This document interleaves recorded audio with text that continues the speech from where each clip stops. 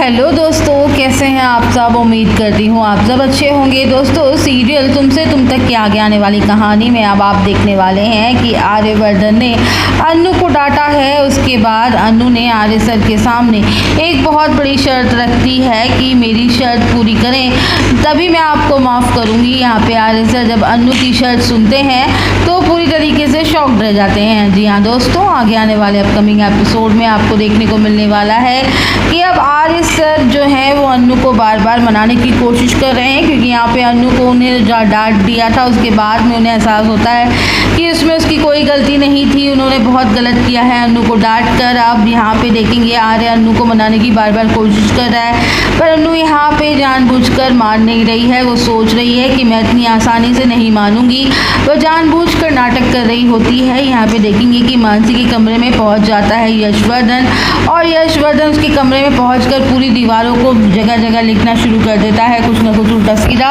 और इतना ज़्यादा मैथ्स का कैलकुलेशन किया होता है कि पूरी दीवार ख़राब कर देता है। और यहाँ पे गायत्री देवी, अन्नू सब शॉक्ड हो जाते हैं, क्योंकि मानसी यहाँ पे यशवर्धन के ऊपर चीखने चिल्लाने लगती है कि तुमने मेरी वॉल को ख़राब कर दिया।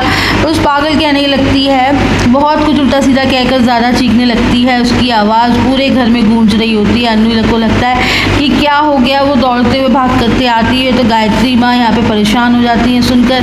वो पहुँच जाती हैं एक हेल्पर के साथ, और यहाँ पे पहुँचने के बाद देखती हैं कि मानसी उस पर डांट रही है, यशवर्धन के ऊपर चीख रही है। उसने पूरे वॉल को चीतापोती कर दी है, पूरी कैलकुलेशन से भर डाला है। मानसी कहती है किसने क्या कर दिया, आप लोग देखिए। आपको देखने के बाद गायत्री माँ कहती है कि अरे वाह, ये तो बहुत इंटेलिजेंट है। मैं तो सोच रही थी कि इसको आर्य की कंपनी में भेज दूँ। आज मैंने आर्य से बात भी की थी, पर देखो अभी क्या करता है आर्य। अब अन्नू भी को भी लगता है कि चरण भैया सच में बहुत इंटेलिजेंट है, तो वो अब चरण को यहाँ पे ऑफिस में काम दिलवाना चाहती है। वो कोई छोटा मोटा काम करेंगे तो और भी ज़्यादा सीखेंगे, उनके मन भी लग जाएगा। तो यहाँ पे देखते हैं कि इधर मानसी सोचती है कि ये लोग सच में पागल वागल हो गए हैं, इस चरण को ऑफिस में भेजना चाहते हैं। पहले इनको उसको घर में रख लिया और अब ऑफिस में भी भेजना चाहते हैं। ये यहाँ पर जाकर नाटक ही करेगा। ये मानसी को बहुत गुस्सा आने वाला है अन्नू के ऊपर। एक तो यहाँ पर अन्नू इतना सपोर्ट करती है इस चरण को, जिस वजह से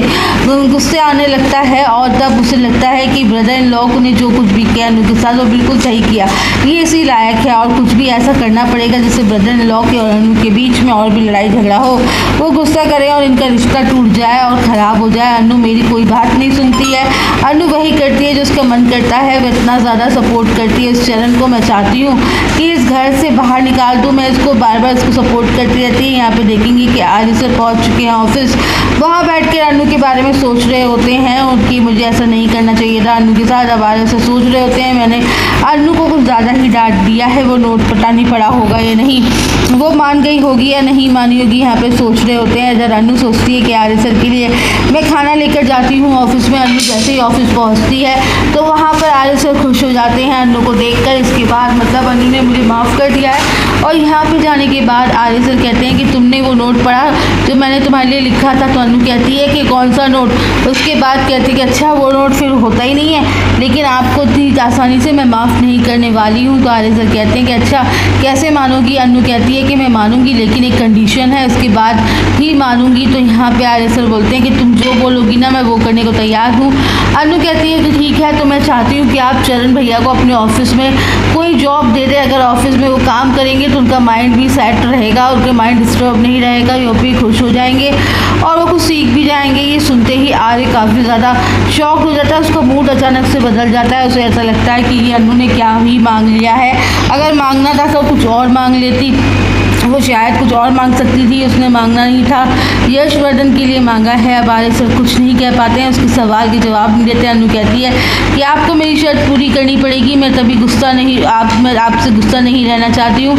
तो यहाँ पे अन्नू जिद पड़ जाती है कि तुम बताओ मैं और क्या करूँ, मैं ये नहीं कर सकता, क्योंकि ऐसी हरकतें करता रहता है, वो मुझे देख के वैसे ही भागता रहता है। तुम देखो ना, वो मुझसे बात भी नहीं करता ढंग से।